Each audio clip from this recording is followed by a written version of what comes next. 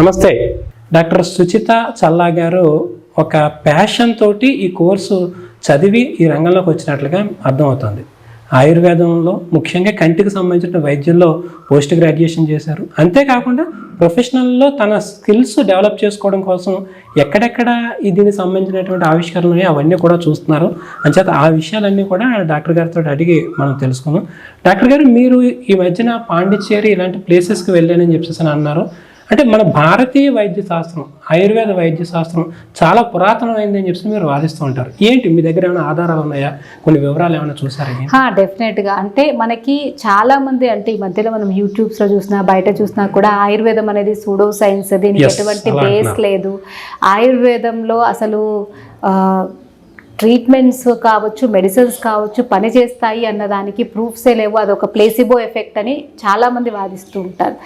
ఆయుర్వేదం చదవక ముందు దాని మీద పెద్ద అవగాహన నాకు లేదు, కానీ ఆయుర్వేదం చదివిన తర్వాత మాత్రము మనము ప్రాక్టికల్గా ఎన్నో కేసెస్ చూసిన తర్వాత అర్థమైంది ఏంటి అంటే, మన వాళ్ళు అంటే ఎవరైతే మన ఆయుర్వేద వైద్యులు ఎవరైతే ఉన్నారో, చరకుడు, సుశ్రుతుడు, అష్టాంగ హృదయకారు, వాగ్భటులు, వీళ్ళందరూ కూడా ఇప్పుడు చెప్పబడినటువంటి ఎన్నో డిసీజెస్ని అప్పుడే చెప్పారు. దానికి తగినటువంటి లైన్ ఆఫ్ ట్రీట్మెంట్ కూడా వాళ్ళు అప్పుడు చెప్పి, అండ్ ఈవెన్ సర్జరీస్ కూడా వాళ్ళు అప్పుడు చేశారు. సుశ్రుతుడు ఫాదర్ ఆఫ్ సర్జరీ అంటారు.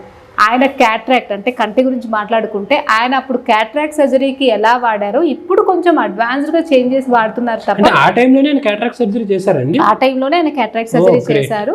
సో ఆయన ఎక్కడ ఇన్సిషన్ తీసుకోవాలి, ఎలా చేయాలి అన్నదానికి కొన్ని మార్పులు చేర్పులు చేసి ఇప్పటి వాళ్ళు చేస్తున్నారు. మీరు అడిగినట్టుగా అప్పటి నుండి మన దగ్గర ప్రూఫ్స్ లేవు, కానీ పాండిచ్చేరిలో నేను వెళ్ళిన వాళ్ళది ఏంటి అని అంటే, వాళ్ళు 16th century నుండి ఐ ప్రాక్టీస్ చేస్తున్నారు. కంటికి సంబంధించినటువంటి ఫార్ములాస్, కంటికి సంబంధించినటువంటి శస్త్రచికిత్సలు, కంటికి సంబంధించినటువంటి ట్రీట్మెంట్స్ వాళ్ళు ఫాలో అవుతున్నారు. అప్పటి నుండి వాళ్ళ దగ్గర ఉన్న మనుస్క్రిప్ట్స్ మనకి ఇప్పటికీ కూడా అందుబాటులో ఉన్నాయి. వాళ్ళు సర్జరీ చేసిన ఇన్స్ట్రుమెంట్స్ కూడా ఉన్నాయి. అండ్ ఈవెన్ అది టేప్ ఫామ్లో ఉందన్నమాట. వాళ్ళు 19th centuryలో క్యాట్రాక్ట్ సర్జరీస్ ఎలా చేశారు ఏంటి అన్నది కూడా మనకి ప్రూఫ్స్లో ఉన్నాయి. సో వాళ్ళు ఏంటి అని అంటే, నార్మల్గా అప్పట్లో ఏంటి అంటే వాళ్ళు జస్ట్ అలా తిరుగుతూ ఎక్కడ పేషెంట్స్కి అవసరమో అక్కడ ట్రీట్మెంట్ చేస్తూ ఉండేవాళ్ళు. అయితే వాళ్ళు నార్మల్గా తెలుగు వాళ్ళే వెళ్ళిన ఫ్యామిలీ, వాళ్ళు టు ఆంధ్ర సైడ్ ఉన్న ఫ్యామిలీస్ అనమాట. అప్పుడు అక్కడ పాండిచ్చేరిలో ఒక జమీందారికి కంటి ప్రాబ్లం వచ్చినప్పుడు ఆయన పిలిపించుకొని వాళ్ళకి ట్రీట్మెంట్ చేసిన తర్వాత, తగ్గిన తర్వాత ఇంకా వాళ్ళని అక్కడే ఉండమని వాళ్ళకి కొన్ని భూములు, కొంత ధనము ఇచ్చి వాళ్ళని అక్కడే ఉంచారనమాట. అందుకే ఆ మనుస్క్రిప్ట్స్ తెలుగులో ఉన్నాయి పాండిచ్చేరిలో. సో నేను వెళ్ళినప్పుడు ఆ తెలుగుది కూడా మనం చూసాము, మన దగ్గర ఆ ఫొటోస్ అవన్నీ ఉన్నాయి, నేను చదివాను కూడా. అవన్నీ కూడా ఒక మనుస్క్రిప్ట్ అంతా పెద్దది తెలుగులో ఉంది, ఇంకా మిగతాదంతా తమిళ్లో ఉంది. తర్వాత జనరేషన్స్ ఇంకా తెలుగు మర్చిపోతారు కాబట్టి మిగతా మనుస్క్రిప్ట్స్ అన్నీ కూడా తమిళ్లో ఉన్నాయి, ఒక మనుస్క్రిప్ట్ మాత్రం తెలుగులో ఉంది. అండ్ వాళ్ళు వాడినటువంటి ఫార్ములేషన్స్ అవన్నీ కూడా అందులో చాలా భద్రపరిచారు. కొన్ని ఫార్ములాస్, వాళ్ళు చేసిన మెడిసిన్స్ అవన్నీ కూడా వాళ్ళు కొన్ని ప్రిజర్వ్ చేసుకున్నారు. చాలామంది అనుకుంటారు అసలు ఆయుర్వేదంలో కన్ను గురించే ఉంటుందా అని నన్ను చాలా మంది అడిగారు. మీకు తెలుసు కదా, అసలు ఆయుర్వేదం అంటేనే అసలు ఎవరికి సరిగా తెలియదు, అసలు ఆయుర్వేదంలో కూడా కన్ను ట్రీట్మెంట్స్ ఉంటాయా అని చెప్పేసి అడిగారు. అలాంటిది వాళ్ళు 16th century నుండి ఎన్నో వేల మందికి కంటికి వాళ్ళు ట్రీట్మెంట్ చేస్తూ అక్కడ ఉన్న వాళ్ళందరూ కూడా కంటికి మంచి ఆరోగ్యాన్ని కలిగించారు. అది మన దగ్గర ప్రూఫ్స్ కూడా ఉన్నాయి. This is not the pseudo science. ఎప్పటి నుండో వీళ్ళని మంచిగా కంటిని ప్రొటెక్ట్ చేస్తూ కాపాడుకుంటూ వచ్చినటువంటి ఒక ఫుల్ ఫ్లెడ్జ్డ్ వైద్య విధానము. అయితే ఇప్పుడు ఈ ఇందాక నుంచి మనం మాట్లాడుకున్నప్పుడు క్యాటరాక్ట్ గురించి మనం అనుకుంటున్నాం కదండి. ఇప్పుడు సహజంగా సొసైటీలో కూడా క్యాటరాక్ట్ అనేటువంటిది ఎక్కువగా వస్తుంది. అయితే ఇప్పుడు మీరు ఆరోగ్యవర్ధన అనేటువంటి ఒక క్యాంపస్ నడుపుతున్నారు. ఈ క్యాటరాక్ట్ సమస్యకి మీ దగ్గర మెరుగైనటువంటి పరిష్కారాలు ఉన్నాయా? ఎలాంటి పరిష్కారాలు చూపిస్తారు? హెల్త్ పరంగా కావచ్చు, ఆరోగ్య పరంగా కావచ్చు, ఆహార పరంగా కావచ్చు, ట్రీట్మెంట్ పరంగా కావచ్చు, ఎలాంటి సొల్యూషన్స్ ఇస్తారు?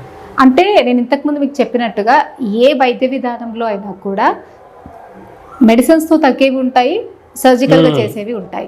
ఆయుర్వేదం ఓన్లీ మెడికల్గానే ఏమీ చేయలేదు. ఆయుర్వేదంలో చాలా మంది వైద్యులు సర్జరీస్ చేశారు. ఆ సర్జరీస్ ఎలా చేయాలి, ఎలా చేశారు అన్నదానిది కూడా నేను మీకు నోట్స్ ఉందని చెప్పాను ఇప్పుడు. సో క్యాట్రాక్ట్ అనేది ఏంటి అని అంటే, అది ముదిరినట్లయితే సర్జికల్లీ ట్రీటెడ్. ఒకవేళ అది స్టార్టింగ్లోనే ఉన్నా లేదా మనకి రాకూడదు అనుకున్నా మనం కొన్ని మెడిసిన్స్ వాడుతూ ఉన్నట్టయితే మనకి అది రాకుండా ఉంటుంది. లేదా ఎర్లీ స్టేజెస్లో ఫస్ట్ స్టేజ్ సెకండ్ స్టేజ్ వరకు మనం మెడిసిన్స్తో కంట్రోల్ చేయొచ్చు. అది ఒకవేళ థర్డ్ స్టేజ్ ఫోర్త్ స్టేజ్కి వెళ్ళినట్టయితే ఖచ్చితంగా క్యాట్రాక్ట్కి సర్జరీసే చేయాలి. సో దాంట్లో మనం ఎలా చేస్తామంటే మన దగ్గరికి వచ్చిన వాళ్ళలో మనం ఒకవేళ వాళ్ళు 40స్లోనే వస్తే ఎర్లీ 40స్లోనే వస్తే మీరు ఇంకా మీకు క్యాట్రాక్ట్ రాకూడదంటే ఇప్పటి నుండే ఒక ఇయర్లీ ఒక 1 మంత్ మంచి యాంటీ ఆక్సిడెంట్స్ ఉన్న నరిష్మెంట్ ఉన్నటువంటి ఫుడ్ సప్లిమెంట్స్ లాంటివి తీసుకోండి అని చెప్తాము. కొంత సప్లిమెంట్స్ మెడిసిన్ లెవెల్లో కూడా మనం ప్రిస్క్రైబ్ చేస్తాము. అండ్ రెండవది ఎవరైతే సెకండ్ స్టేజ్ వరకు ఉంటారో వాళ్ళకి మనం కొన్ని మెడిసిన్స్ ఇస్తాము, వాళ్ళకి కూడా కంప్లీట్గా రివర్స్ చేసుకోవచ్చు. ఇంకా ముదిరిన వాళ్ళకైతే మనం సర్జరీయే చేసుకోమని చెప్తాము. మన దగ్గరే అవసరం లేదు, బయట సర్జరీ చాలా ఈజీగా ఉన్నాయి, దాన్ని మీరు ఫాలో అవ్వచ్చు అని చెప్తాం. అయితే ఇక్కడ మెయిన్గా అబ్జర్వ్ చేయాల్సింది ఏంటి అని అంటే క్యాట్రాక్ట్ అనేది ఎటువంటి సైడ్ ఎఫెక్ట్స్ లేకుండా అంటే షుగర్తో అసోసియేట్ లేకుండా గ్లకోమాతో అసోసియేట్ లేకుండా ఉంటే మంచి రిజల్ట్స్ ఉంటుంది సర్జరీ చేసినా కూడా. కానీ వాళ్ళకి సెకండరీ డిసీజెస్ ఉంటే అంటే షుగర్ ఉన్నా లేకపోతే హై బీపీస్ ఉన్నా లేకపోతే గ్లకోమా లాంటివి ఉంటే అవి కంటిని ఆల్రెడీ డ్యామేజ్ చేసేటువంటి డిసీజెస్ కాబట్టి వాటిని ట్రీట్ చేసుకున్న తర్వాత సర్జరీస్ చేసుకోవాలి తప్ప ఉట్టిగా సర్జరీ చేసుకుంటే ఎటువంటి బెనిఫిట్స్ ఉండవు. అలాంటి వాళ్ళకి మనం ఏం చెప్తామంటే మీరు ఫస్ట్ ఆయుర్వేదిక్ ట్రీట్మెంట్ చేసుకొని మీ నరాలని గట్టిపరచుకోండి, కంటి నరాలను గట్టిపరచుకోండి, మీ షుగర్ని కంట్రోల్ చేసుకోండి. ఆ తర్వాత సర్జికల్గా ట్రీట్ చేసేది 1 డేలో మనం చేసుకోవచ్చు. అయితే ఇప్పుడు మీరు ఈ విషయం గురించి మనం చర్చిస్తున్నప్పుడు షుగర్ ఉన్న వాళ్ళకి బీపీ ఉన్న వాళ్ళకి ఈ కంటి సమస్యలు ఉంటాయి అనేటువంటిది వచ్చింది. అసలు ఏంటండి ఆ సమస్యలు ఉన్నప్పుడు కంటి సమస్యలు ఎందుకు వస్తాయి? అది డిటెక్ట్ అయినప్పుడు అంటే డయాబెటీస్ డిటెక్ట్ అయినా బీపీ డిటెక్ట్ అయినా థైరాయిడ్ డిటెక్ట్ అయినా కంటి సమస్యలు రాకుండా ఎలాంటి జాగ్రత్తలు తీసుకుంటే మంచిది, ఎలాంటి ఫుడ్ తీసుకుంటే మంచిది అంటారు? నార్మల్గా చాలా మంది అనుకునేది కూడా ఏంటి అని అంటే కన్ను ప్రాబ్లం అంటే ఓన్లీ ఐ డ్రాప్స్ ఇస్తే అయిపోతుంది కదా అని అనుకుంటారు. వాళ్ళ ఆలోచనలు కూడా మన హాస్పిటల్కి వచ్చినప్పుడు ఎలా ఉంటాయంటే మేడం ఒక ఐ డ్రాప్ ఇవ్వండి మాకు కన్ను ప్రాబ్లం ఉంది అంటారు. బట్ కంటికి వచ్చేటువంటి రక్త సరఫరా సరిగా లేదనుకోండి, అంటే రక్తంలోనే మొత్తం కొలెస్ట్రాల్తో కూడిన రక్తం వస్తుంది అనుకోండి, అప్పుడు కంటికి సరైనటువంటి నరిష్మెంట్ అందదు. లేదా రక్తంలోనే షుగర్ ఎక్కువ వస్తుంది అంటే మన రక్తంలో ఆల్రెడీ షుగర్ లోడెడ్ అయి ఉంది, అలాంటి రక్తం కంటికి వస్తుంది. లేకపోతే క్రియాటిన్ ఎక్కువ ఉంది బ్లడ్లో, అలాంటి రక్తం కంటికి వస్తుంది అన్నప్పుడు మీ కిడ్నీ డ్యామేజ్ అవుతుంది, సేమ్ టైం కన్ను డ్యామేజ్ అవుతుంది. షుగర్ ఎక్కువ ఉన్నప్పుడు మిగతా ఆర్గాన్స్ డ్యామేజ్ అవుతాయి, కన్ను డ్యామేజ్ అవుతుంది. కొలెస్ట్రాల్ ఎక్కువ ఉన్నప్పుడు మిగతా ఆర్గాన్స్ ఎలా డ్యామేజ్ అవుతాయి అదే రక్తం కంటికి వస్తుంది కాబట్టి కన్ను డ్యామేజ్ అవుతుంది. అందుకే మన దగ్గరికి కన్ను కోసం ట్రీట్మెంట్కి వచ్చినా కూడా మనం ఓవరాల్ ట్రీట్మెంట్ చేస్తాం. అంటే ఫర్ ఎగ్జాంపుల్ ఇప్పుడు ఎవరికైనా రెటినోపతితో వచ్చారంటే షుగర్ వల్ల కంటి డ్యామేజ్ అయ్యిందని వస్తే మనం ఫస్ట్ షుగర్ని కంప్లీట్గా నార్మలైజ్ చేసేటువంటి ట్రీట్మెంట్స్ చేస్తూ సైమల్టేనియస్గా కంటిని కూడా రక్త సరఫరా పెంచేటువంటిది మంచి రక్తాన్ని కంటికి వచ్చేటువంటి ట్రీట్మెంట్స్ మనం ఫాలో అవుతేనే అది పర్మనెంట్ రిజల్ట్ ఉంటుంది తప్ప ఏదో ఒక ఐ డ్రాప్ ఇస్తే చాలామంది అపోహపడ్డట్టు ఒక ఐ డ్రాప్ వేసుకోగానే కంటి చూపు అనేది ఏ సిస్టంలో ఇంప్రూవ్ అవ్వదు. వాళ్ళు కూడా ఎలా ఆలోచిస్తారంటే ఆయుర్వేదిక్లో ఏమైనా మంచి మంచి కంటి డ్రాప్స్ ఉంటే ఇవ్వచ్చు కదా మేడం మా కళ్ళు బాగుంటాయి. లేకపోతే ఇంకొంతమంది అనుకుంటారు నేను కంటి కోసం వస్తే మేడం బాడీకి అంతా ట్రీట్మెంట్ చేస్తున్నారు, కడుపుకు చేస్తున్నారు, కాళ్ళకు చేస్తున్నారు, వీళ్ళకి అసలు అర్థమైందా అర్థం అవ్వలేదా అని కూడా అనుకుంటూ ఉంటారు. బట్ మనం వాళ్ళకి ఎన్నిసార్లు చెప్పినా కూడా వాళ్ళకి ఆల్రెడీ ఈ లైన్ ఆఫ్ దాంట్లో వచ్చేసారు, కన్ను అంటే కంట్లో డ్రాప్ వేసుకోవాలి అని. కానీ ఆయుర్వేదం ఎలా చూస్తుంది అంటే బాడీని ఓవరాల్గా చూస్తుంది. మన డైజెషన్ మెటబాలిజం సరిగా ఉంటేనే మన సెన్సరీ ఆర్గాన్స్ అయిన కన్ను కూడా బాగుంటుంది. అందుకే మనం ఫస్ట్ మన డైజెషను మన మెటబాలిజము ఇవన్నీ సెట్ చేసుకుంటూ సైమల్టేనియస్గా కంటిని కూడా మనం ట్రీట్మెంట్ చేస్తాం. మీరు మాట్లాడుతున్నప్పుడు కన్ను గురించి మాట్లాడుతున్నప్పుడు కంటి ఒకదాని గురించే కాకుండా మిగిలిన వాటి గురించి కూడా చూడాలని అన్నారు కదండి. మన ఆరోగ్యవర్ధిని క్యాంపస్లో ఈ పంచకర్మ చికిత్స ఇతర చికిత్సలు కూడా ఉన్నాయని మనం విన్నాం. అందులో ముఖ్యంగా వెరికోసిల్స్ ఇది వచ్చిన వాళ్ళకి బాగా ట్రీట్మెంట్. అసలు ఈ సమస్య ఏంటి, వెరికోసిల్స్ అనే సమస్య ఏంటి, ఎందువల్ల వస్తుంది, దాన్ని ఎలాంటి జాగ్రత్తలు తీసుకోవాలి, ట్రీట్మెంట్లు ఎలా ఉంటాయంటే చెప్తారండి? వారికోజ్ వెయిన్స్ అంటే నార్మల్గా వెయిన్స్ అనేవి చాలా ఉబ్బిపోయి మొత్తం టార్షియస్గా అయిపోతూ ఉంటాయి. దీనికి మెయిన్ రీజన్ ఏంటి అని అంటే మన లివర్ పనితీరు సరిగా లేకపోవడం వల్ల, మన బ్లడ్ కూడా ఇంప్యూర్ అవ్వడం వల్ల రక్తనాళాల్లో ఉండేటువంటి గోడలు వీక్ అవుతాయి. దానివల్ల రక్తనాళం స్ట్రైట్గా ఉండాల్సింది టార్షియస్ అయిపోతుంది, డైలేట్ అవుతుంది, అంటే దాని ఎలాస్టిసిటీ అనేది కోల్పోతుంది అనమాట. సో దీనికి మనం ఏం చేస్తామంటే లివర్ని పొటెంట్ చేసేటువంటి ట్రీట్మెంట్ చేస్తాం. మీకు తెలిసిందే బయట వారికోజ్ వెయిన్స్కి ఏం చేస్తాం చేస్తారంటే లేజర్ ట్రీట్మెంట్ చేసి దాన్ని ఆ వెడల్పుగా ఉన్నదాన్ని ష్రింక్ అయ్యేటట్టు చేసి మళ్ళీ దాన్ని నార్మల్ అంటే నార్మల్ హ్యూమన్ మెయింటైన్ చేస్తారు. కానీ మనం ఏం చేస్తాము అని అంటే అసలు వ్యారికోజ్ వెయిన్స్కి మెయిన్ రీజన్ ఏంటి అని అంటే బ్లడ్, ఇంప్యూర్ బ్లడ్. సో ఆ బ్లడ్ అనేది ఎక్కడ ఫామ్ అవుతుంది? లివర్లో, స్ప్లీన్లో, బోన్ మ్యారోలో ఫామ్ అవుతుంది. సో వీటిని మనం లివర్ని, స్ప్లీన్ని మనం స్టిమ్యులేట్ చేసి దాన్ని హెల్దీగా చేసినట్టయితే అప్పుడు మళ్ళీ వచ్చే బ్లడ్ అనేది నార్మల్గా ఉంటుంది అండ్ బ్లడ్ వెజల్స్ని కూడా అది డ్యామేజ్ చేయదు. అండ్ రెండవది డైరెక్ట్గా బ్లడ్ వెజల్స్ని స్ట్రాంగ్ చేయడానికి కొన్ని రకాల ఆయిల్స్, కొన్ని రకాల మెడిసిన్స్ని మనం ప్రిస్క్రైబ్ చేస్తూ ఉంటాం. ఇలా మనం రూట్ కాజ్ గురించి ఆలోచిస్తాం తప్ప కాళ్ళలో వెజల్స్ డైలేట్ అయినాయి అని చెప్పేసి కాలుకు ట్రీట్మెంట్ చేసి వదిలేయం. అక్కడ మనం కాలుకి కాకుండా కడుపులో ఉన్న లివర్కి మనం ట్రీట్మెంట్ చేస్తాం. సో ఇది ఆయుర్వేదంలో ఆలోచించే విధానం. ఇప్పుడు మీకు తెలిసింది నార్మల్గా ఏంటి అని అంటే వ్యారికోజ్ వెయిన్స్తో వస్తే మేడం ఎందుకు లివర్ మెడిసిన్ రాసింది అని వాళ్ళు అనుకుంటారు. బట్ రూట్ ఎక్కడ ఉంది, అసలు కారణం ఏంటి అన్నదానికి మనం చికిత్స చేస్తే ఎండ్ ఎట్లయినా కూడా మనకి రిజల్ట్ అనేది ఉంటుంది. అందుకని మనము వ్యారికోజ్ వెయిన్స్కి లివర్ని ప్రొటెక్ట్ చేసే అటువంటి మెడిసిన్స్, లివర్ని మంచిగా ఉంచే అటువంటి ట్రీట్మెంట్స్ మనం చేస్తూ ఉంటాం. ఫైనల్గా మన ఈ ఆరోగ్యవర్ధన క్యాంపస్లో ఇంకా ఎటువంటి డిసీజెస్కి మంచి ట్రీట్మెంట్లు దొరుకుతున్నాయండి? నేను ఇక్కడ మీకు ఒక పాయింట్ యాడ్ చేస్తాను. నార్మల్గా ఈ వ్యారికోజ్ వెయిన్స్ ఎవరికైతే ఉంటాయో వాళ్ళకి లివర్ ప్రాబ్లమ్ అని నేను చెప్పాను కదా. ఆ లివర్ ప్రాబ్లం ఉండడం వల్ల వాళ్ళకి అన్ని ఏరియాస్లో డ్యామేజ్ ఉంటుంది. లైక్ కండ్లలో కూడా వ్యారికోజ్ వెయిన్స్ వల్ల తొందరగా వెజల్స్ డ్యామేజ్ అయిపోయి బ్లీడింగ్స్ అవుతాయి. కడుపులో లివర్ ప్రాబ్లం వల్ల డైజెషన్ అనేది సరిగా ఉండదు.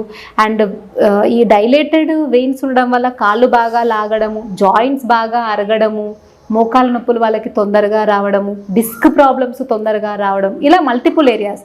అంటే ఒక పేషెంట్ మన దగ్గరికి వచ్చినప్పుడు, మీరు అడిగినట్టు వ్యారికోజ్ వెయిన్ ప్రాబ్లం ఉన్న ఒక పేషెంట్ మన దగ్గరికి వచ్చినప్పుడు ఆయనకి ఏ ఏరియాస్లో తర్వాత ప్రాబ్లం వచ్చే ఛాన్సెస్ ఉంటాయి అంటే కంట్లో బ్లీడింగ్ అయ్యే ఛాన్స్ ఉంటుంది, బ్రెయిన్లో బ్లీడింగ్ అయ్యే ఛాన్స్ ఉంటుంది, మెడలో స్పాండిలోసిస్ ప్రాబ్లం వచ్చే ఛాన్స్ ఉంటుంది, నడుములో డిస్క్ నొక్కుకుపోయి వచ్చే లుంబార్ స్పాండిలోసిస్ ప్రాబ్లం ఉంటుంది, మోకాళ్ళు అరిగిపోయి నీ జాయింట్ వచ్చే ప్రాబ్లం ఉంటుంది. ఇలా ఇన్ని ప్రాబ్లమ్స్లో మనం ఒక లివర్కి ట్రీట్మెంట్ చేస్తే చాలు, చేస్తే మొత్తం అన్నీ సెట్ అవుతాయి. అలా మనం ఆయుర్వేదంలో ట్రీట్ చేస్తాం. అంటే కంటి కోసం వచ్చినా లివర్కే చేస్తాం, జాయింట్ పెయిన్స్ కోసం వచ్చినా లివర్కే చేస్తాం. అలా ఇవన్నీ కూడా ఇంటర్లింక్డ్ ఉంటాయి అన్నమాట. మనం ఈ ఒక్కదానికి చేస్తే వీళ్ళ ఈ అన్ని ప్రాబ్లమ్స్ పోతాయి. మళ్ళీ వాళ్ళు జాయింట్ పెయిన్స్ కోసము ఏమంటారు ఆర్థోపెడిక్ దగ్గరికి, కన్ను ప్రాబ్లం కోసము నార్మల్గా ఆప్థమాలజిస్ట్ దగ్గరికి, అండ్ ఇలా రకరకాల డాక్టర్స్ని వ్యారికోజ్ వెయిన్స్ కోసం నార్మల్గా వాళ్ళ దగ్గరికి, వాస్కులర్ సర్జన్ దగ్గరికి వెళ్ళాల్సిన అవసరం ఉండదు. ఈ ముగ్గురు డాక్టర్లు చేసేది ఒక ఆయుర్వేదిక్ డాక్టర్ చేయొచ్చు కరెక్ట్గా డయాగ్నోసిస్ చేస్తే. ఫైనల్గా మన దగ్గర ఇంకా ఎటువంటి బాగా ట్రీట్మెంట్ చేస్తూ ఉంటారండి? యాక్చువల్గా అంటే నేను ఇంతకుముందు చెప్పినట్టుగా మనం బాడీని ఓవరాల్గా తీసుకుంటాం. సో ఫస్ట్ అసలు బాడీని తీసుకున్నప్పుడు డిసీజెస్ రావడానికి కారణాలు ఏంటి అంటే మన ఫుడ్, మన లైఫ్ స్టైల్, మన ఆలోచనలు. ఫస్ట్ ఈ మూడింటి మీద మనం ప్రతి పేషెంట్కి కౌన్సిలింగ్ చేస్తాం. మనం అలోపతి వాడతామా, హోమియోపతి వాడతామా, ఆయుర్వేదం వాడతామా అన్నది అది మెడిసిన్ రెండవది. బట్ ఫస్ట్ మనం హెల్తీగా ఉండాలి అన్నా, మనకి ఎలాంటి డిసీజెస్ రాకుండా ఉండాలన్నా మనకి మెయిన్గా మనం ఫాలో అవ్వాల్సినటువంటి దైనందిక దినచర్య, ఋతుచర్య అండ్ ఫుడ్ ఎలా తీసుకోవాలి అండ్ లైఫ్ స్టైల్ మనం ఎలా ఫాలో అవ్వాలి, ఎలాంటి ఆలోచనలతో కలిగి ఉండాలి, లైఫ్లో ఎలా మనం గోల్ ఓరియంటెడ్గా ఉండాలి, ఇవన్నీ చాలా ఇంపార్టెంట్.